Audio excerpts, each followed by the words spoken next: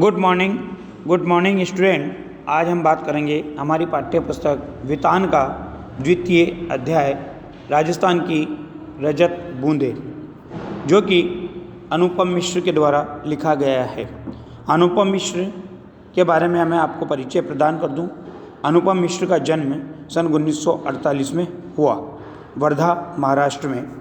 पर्यावरण संबंधी मुद्दों पर इनके द्वारा 20 पुस्तकों का लेखन किया गया है, जिनमें प्रमुख रूप से आज भी खरे हैं, तालाब और राजस्थान की रजत बूंदें विशेष रूप से चर्चित रहे हैं। पर्यावरण संबंधी कई आंदोलनों से न केवल घनिष्ठ रूप से जुड़े रहे हैं, बल्कि लोगों को जागरूक करने के लिए इन्होंने मुहिम भी चलाई है। सन 1977 से गांधी शांति प्रतिष्ठान के पर्यावरण कक्ष से ये संबंधित हैं। राजस्थान की रजत बूंदें, ये रचना एक राज्य विशेष राजस्थान की जल समस्या का समाधान मात्र नहीं है, ये ज़मीन की अतल गहराइयों में जीवन की पहचान है। ये रचना धीरे धीरे भाषा की एक ऐसी दुनिया में ले जाती है जो कविता नहीं है, कहानी भी नहीं है, पर पानी की हर आहट की कलात्मक अभिव्यक्ति है। भाषा में संगीतमय गद्य की पहचान है। इस पहचान से विद्यार्थियों का ताल मिले, यह इस वितान पाठ्य पुस्तक की उपलब्धि होगी। अब बात करते हैं राजस्थान की जल समस्या की। राजस्थान में ऐसे क्षेत्र है जहाँ पर मानसून प्रवेश नहीं कर पाता, या प्रवेश भी करता है तो बहुत अल्प मात्रा में बारिश होती है। ऐसे रेगिस्तानी क्षेत्रों में जल की प्राप्ति बड़ा जटिल व दुष्कर कार्य होता है।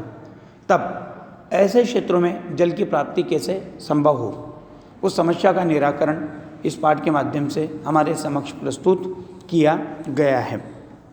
ऐसे क्षेत्रों में जो जल बरसता है उसके 3 स्वरूप यहाँ पर बताए गए हैं: पालर पानी, रेजानी पानी और पाताली पानी।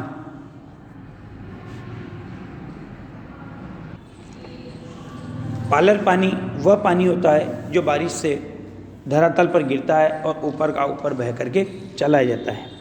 रेजानी पानी का एक ऐसा प्रकार है जो बारिश से प्राप्त होता है और ज़मीन में अवशोषित होकर के ज़मीन के भीतर जो खड़िया मिट्टी की परत होती है, उस खड़िया मिट्टी की परत के ऊपर रुक जाता है और वही पानी रिस कर कुएं को प्राप्त होता है, वो रेजानी पानी कहलाता है। जबकि पाताल पानी जो होता है वो उस खड़िया मिट्टी की परत को पार करके ज़मीन में चला जाता है तथा विभिन्न प्रकार के खनिज लवणों से मिलकर के वो खारा हो जाता है, वो कहलाता है पाताल पानी। ये पानी जिन कुइयों में संग्रह होता है, उन कुइयों का निर्माण करने वाला एक कुशलतम दक्ष कारीगर होता है, जिसे चेजारो या चेलवाजी कहा जाता है। कुआं और कुई दोनों के संरचना में अंतर होता है। कुएं का व्यास बड़ा होता है, गहराई ज़्यादा होती है। कुएं का व्यास छोटा होता है, गहराई भी कुएं की अपेक्षा कम होती है। एक कुएं में 4-5 घड़े रोजाना पानी इकट्ठा होता है। कुएं में जल की प्राप्ति ग्रामीण क्षेत्रों में उत्सव का कारण बन जाती है और सोने का अंडा देने वाली मुर्गी की कहानी वहाँ पर चरितार्थ होती हुई दिखाई देती है, क्योंकि ऐसे क्षेत्रों में जल की प्राप्ति बड़ा दुस्साध्य कार्य है। जो चेलवाजी कुएं का निर्माण करता है, उन चेलवाजियों को ग्रामीण क्षेत्र के लोग पूरे साल भर, वर्ष भर, तीज त्योहारों पर हर जगह उपहार भेंट देते हैं। उसके लिए खेती में अनाज का एक हिस्सा अलग रखा जाता है। इस प्रकार से परंतु आज वर्तमान में ऐसे कारीगरों का स्वरूप बदल गया है और आज पैसा देकर के काम करवाया जाने लगा है।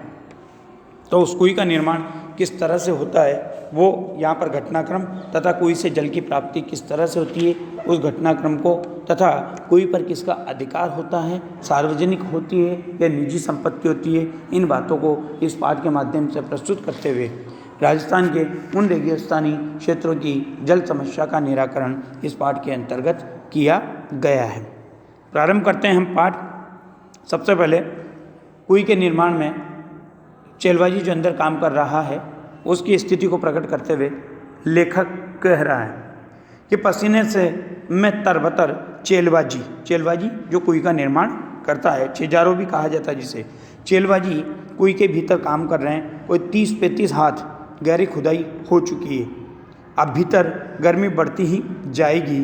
कुएं का व्यास घेरा बहुत ही संकरा होता है, मतलब एक तरह से गिलास का जो स्ट्रक्चर होता है वो कुएं का स्वरूप होता है, क्योंकि अगर ज़्यादा फैलाव वाला होगा तो उसमें पानी ज़मीन पर फैल जाएगा तो पानी भरने में आसानी से नहीं आएगा। इसलिए कुएं का ऊपर से थोड़ी चौड़ी होती है, नीचे से बिल्कुल सकड़ी होती है ताकि उसमें पानी आसानी से इकट्ठा हो सके। ओकड़ू बेटे चेलवाजी की पीठ और छाती से एक एक हाथ की दूरी पर मिट्टी है। इतनी संकरी जगह में खोदने का काम कुल्हाड़ी या फावड़े से नहीं हो सकता। खुदाई यहाँ बसोली से की जा रही। बसोली छोटा खुरपी होती है जिससे खोदा जाता है। बसोली छोटी डंडी का छोटे फावड़े जैसा औजार होता है। नुकीला फल होता है लोहे का और हत्था होता है उसका लकड़ी का। कुएं की गहराई में चल रहे मेहनती काम पर वहाँ की गर्मी का असर पड़ेगा। गर्मी कम करने के लिए ऊपर ज़मीन पर खड़े लोग बीच बीच में मुट्ठी भर के रेत बहुत ज़ोर के साथ नीचे फेंकते हैं। क्यों? क्योंकि इससे क्या होता है, ऊपर की ताज़ी हवा नीचे फिक आती है और गहराई में जो जमा दम घोटू गैस होती है, जो गर्म हवा होती है, वो ऊपर बाहर निकल जाती है, लौट आती है। इतने ऊपर से फेंकी जा रही रेत के कण नीचे काम कर रहे चेलवाजी के सिर पर लग सकते हैं। इसलिए वे अपने सिर पर कांसे, पीतल या अन्य किसी धातु का एक बर्तन टोप की तरह पहने हैं, क्योंकि वो कण ऊपर से तेज गति से आएगा तो उसका नुकसान हो सकता है, उसको चोट लग सकती है। इसलिए वो धातु का या बर्तन का टोप पहन करके नीचे खुदाई करते रहते हैं। ये देखिए, ये जो फ़ोटो आपने देखी, इसमें जो फ़ोटो दी गई है, इसमें इस चेलवाजी ने जो काम कर रहा है इसने सिर पर टोप पहन रखी है। नीचे थोड़ी खुदाई हो जाने के बाद चेलवाजी के पंजों के आसपास मलबा जमा हो गया है। ऊपर रस्सी से एक छोटा सा ढोल या बाल्टी उतारी जाती है, मिट्टी उसमें भर जाती है। पूरी सावधानी के साथ ऊपर खींचते समय भी बाल्टी में से कुछ रेत, कंकड़, पत्थर नीचे गिर सकते हैं। इसलिए जो धातु की टोप पहनी जाती है वो इनसे भी चेलवाजी के सिर की रक्षा करती है या चेलवाजी का सिर बचाती है। चेलवाजी यानी चेजारो, अंडरलाइन करना क्योंकि बार बार ये नाम आएगा। कुएं की खुदाई और एक विशेष तरह की चिनाई करने वाले ये लोग कौन होते हैं? दक्षतम लोग होते हैं, अर्थात कुशल लोग होते हैं, जिनको ये पीढ़ी दर पीढ़ी ये कार्य सीखने को मिलता है। और ये काम क्या कहलाता है? ये काम चेजा कहलाता है। चेजारो जिस कुएं को बना रहे हैं वह भी कोई साधारण ढांचा नहीं है। कुएं यानी बहुत ही छोटा सा कुआं। अंडरलाइन करना, कुएं और कुएं का अंतर पूछा जा सकता है तो ये पैराग्राफ उसका उत्तर बनेगा। कुएं यानी बहुत ही छोटा सा कुआं। कुआं पुल्लिंग है, कुएं स्त्रीलिंग है। ये छोटी भी केवल व्यास में ही होती है। गहराई तो इस कुएं की कहीं से भी कम नहीं होती। राजस्थान में अलग अलग स्थानों पर एक विशेष कारण से कुइयों की गहराई कुछ कम तो कुछ ज़्यादा होती है। कुएं एक और अर्थ में कुएं से बिल्कुल अलग होती है। कैसे? क्योंकि कुआं जो होता है, कुआं भूजल को पाने के लिए बनता है। भूजल यानी धरती में जो जल होता है, जो पताली पानी एक तरह से कहा जाए जिसे, उसको पाने के लिए बनता है। पर कुएं भूजल से ठीक वैसे नहीं जुड़ती जैसे कुआं जुड़ता है। कुएं वर्षा के जल को बड़े विचित्र ढंग से समेटती है। तब भी जब वर्षा ही नहीं होती तब भी उस कुएं में पानी आता है, और आता है तो कहाँ से आता है? यानी कुएं में न तो सतह पर बहने वाला पानी होता है, न भूजल का पानी होता है। तो कौन सा पानी हो गया? बीच वाला, जिसको हमने किस नाम से जाना? रेजानी पानी के नाम से जाना। यह तो नेति नेति जैसा कुछ पेचीदा मामला है। अब मरुभूमि में, मरुभूमि अर्थात रेगिस्तानी भूमि में रेत का विस्तार और गहराई अथाह होती है। यहाँ वर्षा अधिक मात्रा में भी हो तो उसे भूमि में समा जाने में देर नहीं लगती, क्योंकि रेत के कणों के बीच में रिक्त स्थान बहुत होता है। इसलिए वो पानी फटाफट ज़मीन में समा जाता है और उसके बाद वो भाप बनकर भी उड़ जाता है। पर कहीं कहीं मरुभूमि में रेत की सतह के नीचे प्रायः 10-15 हाथ से 50-60 हाथ नीचे खड़िया पत्थर की, अंडरलाइन करना इसको, खड़िया पत्थर की एक पट्टी चलती है। यह पट्टी जहाँ भी है काफ़ी लंबी चौड़ी है, पर रेत के नीचे दबी रहने के कारण ये ऊपर से दिखती नहीं है। ऐसे क्षेत्रों में बड़े कुएं खोदते समय मिट्टी में हो रहे परिवर्तन से खड़िया पट्टी का पता चलता, मतलब जो खुदाई चल रही होती है उसमें, जैसे आपके यहाँ पर देखो नींव खुदती है, तो नींव खुदने में नीचे मिट्टी के स्वरूप में बदलाव आता है, तो आपको पता पड़ जाता है कौन सी मिट्टी आ रही है। और आखिरी में जब मुरंड मिट्टी आ जाती है तो आपके यहाँ पर क्या होता है, काम को रोक दिया जाता है, उसके ऊपर नींव बनाई जाती है। ठीक इसी प्रकार से कुएं को खोदते समय क्या होता है कि मिट्टी का जो स्वरूप बदलता रहता है, मिट्टी का जो रंग बदलता रहता है, उससे उस खड़िया पट्टी का पता चलता है। क्योंकि राजस्थान में जैसे अपने टोंक जैसे क्षेत्रों में जो मुरंड मिट्टी निकलती है, मुरंड मिट्टी एक तरह से कहा जाए तो धातु, मतलब इतनी मजबूत होती है कि उसके ऊपर जो नींव बनाई जाती है वो कभी धंसती नहीं है, वो कभी बैठती नहीं है और मकानों में दरार नहीं पड़ती। जबकि आप देखो दूसरी मिट्टी जो होती है, काली मिट्टी में जैसे अगर नींव बना दी जाती है तो ऐसे मकानों में आप देखते हो दरारें पड़ जाती है। इसलिए पुराने अनुभवी कारीगर मुरंड मिट्टी जब तक नहीं निकलती थी तब तक नींव का निर्माण नहीं करते थे। तो ऐसे क्षेत्रों में बड़े कुएं खोदते समय मिट्टी में हो रहे परिवर्तन से खड़िया पट्टी का पता चल जाता है।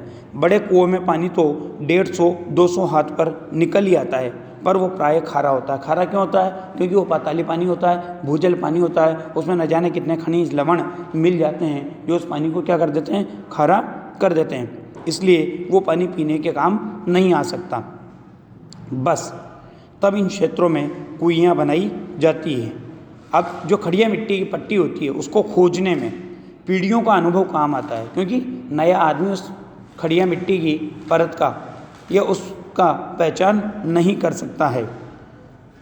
बरसात का पानी किसी क्षेत्र में एकदम बैठे नहीं तो पता चल जाता है कि रेत के नीचे ऐसी पट्टी चल रही है। मतलब ये किससे पता चलता है कि बरसात का पानी एकदम ज़मीन में बैठता नहीं है तो पता चल जाता है कि नीचे ऐसी पट्टी कहीं न कहीं चल रही है। यह पट्टी वर्षा के जल को गहरे खारे भूजल तक जाकर मिलने से रोक देती है। मतलब जो बारिश का जल होता है उसको भूजल में जाने से ये पट्टी रोक देती है। ऐसी स्थिति में उस क्षेत्र में, उस बड़े क्षेत्र में वर्षा पानी भूमि की रेतीली सतह और नीचे चल रही पथरीली पट्टी के बीच अटक कर नमी की तरह फैल जाता है।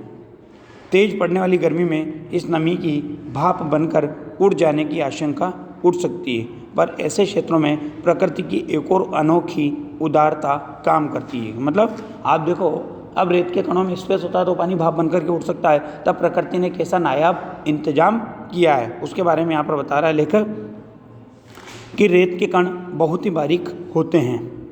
वे अन्यत्र मिलने वाली मिट्टी के कणों की तरह एक दूसरे से चिपकते नहीं हैं, क्योंकि कहा है कि जहाँ पर लगाव होता है वहाँ अलगाव भी होता है। जहाँ पर लगाव यानी एक दूसरे से प्रेम होता है वहाँ पर बिछड़ना भी होता है। तो यहाँ मिट्टी का भी स्ट्रक्चर ऐसे काम करता है कि जिस मिट्टी के कण परस्पर चिपकते हैं वे अपनी जगह भी छोड़ते हैं और इसीलिए वहाँ कुछ खाली स्थान छूट जाता है। जैसे आप देखते हो राजस्थान में जब बारिश होती है, बारिश के बाद आपने देखा होगा मिट्टी सूखती है तो आप देखते हो तड़क जाती हो, तड़कने के बाद आप देखते हो जगह जगह गड्ढे से पड़ जाते हैं। तो अब सूरज की धूप सीधी उसमें से पहुंचेगी और वो पानी को क्या करेगी, भाप बनाकर उड़ा देगी। लेकिन रेगिस्तान में जब मिट्टी के कणों में इतना गैप होता है तो वो एक दूसरे से चिपकते नहीं हैं, तो वहाँ पर ऐसी दरारें नहीं पड़ती, इसलिए वो पानी क्या है अंदर संरक्षित रहता है, वो भाप बन करके नहीं उड़ पाता।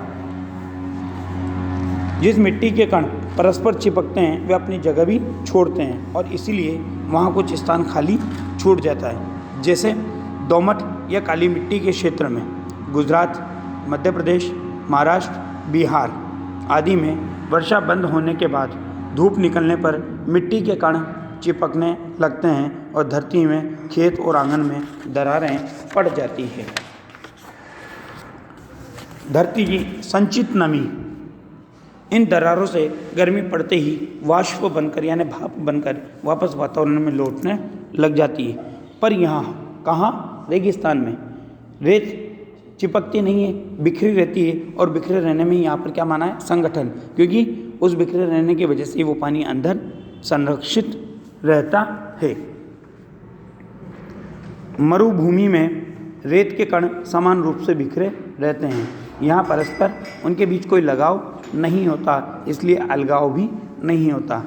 पानी गिरने पर कण थोड़े भारी हो जाते हैं पर अपनी जगह नहीं छोड़ते, इसलिए मरुभूमि में धरती पर दरारें नहीं पड़ती। भीतर समाया हुआ वर्षा का जल भीतर ही बना रहता है।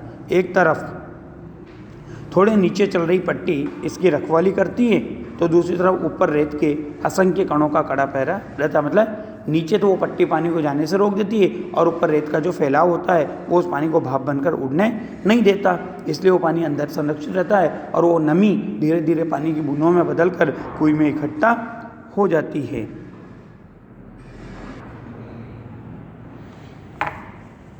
एक तरफ थोड़े नीचे चल रही पट्टी इसकी रखवाली करती है, तो दूसरी तरफ ऊपर रेत के असंख्य कणों का कड़ा पहरा बैठा रहता है। इस हिस्से में बरसी बूंद बूंद रेत में समाकर नमी में बदल जाती है। अब यहाँ कुएं बन जाए तो उसका पेट, उसकी खाली जगह चारों तरफ रेत में समाई नमी को फिर से बूंदों में बदलती है, और धीरे धीरे बूंद बूंद रिसती है और कुएं में पानी जमा होने लगता है।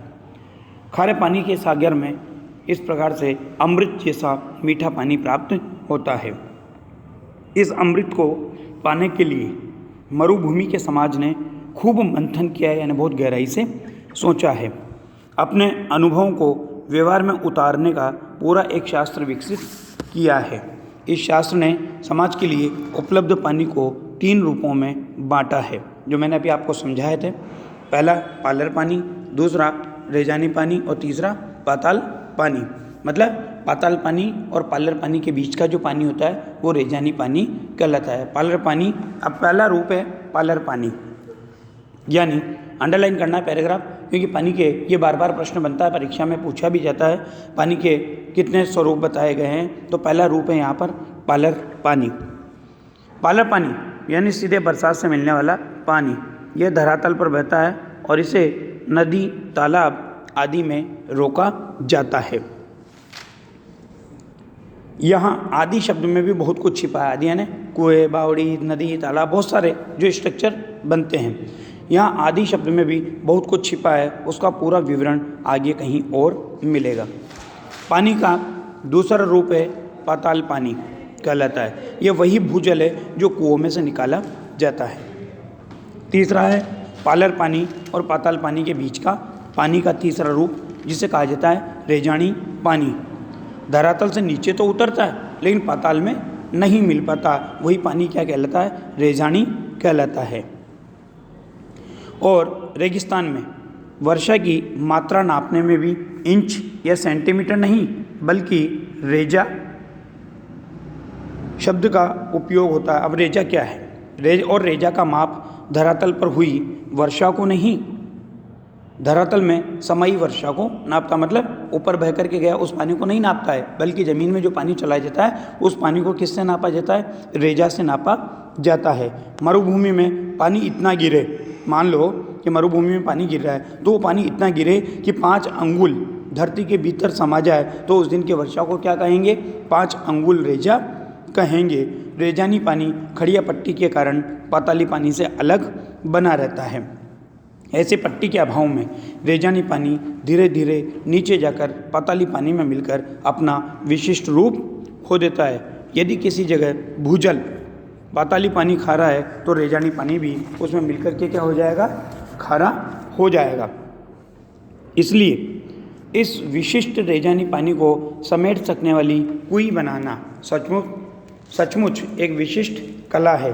4-5 हाथ के व्यास की कुएं को 30 से 65 हाथ की गहराई तक उतारने वाले चेजारों या निर्माण करने वाले चेजारों कुशलता और सावधानी से पूरी ऊंचाई को नापते हैं। धन्यवाद। आज के लिए इतना ही।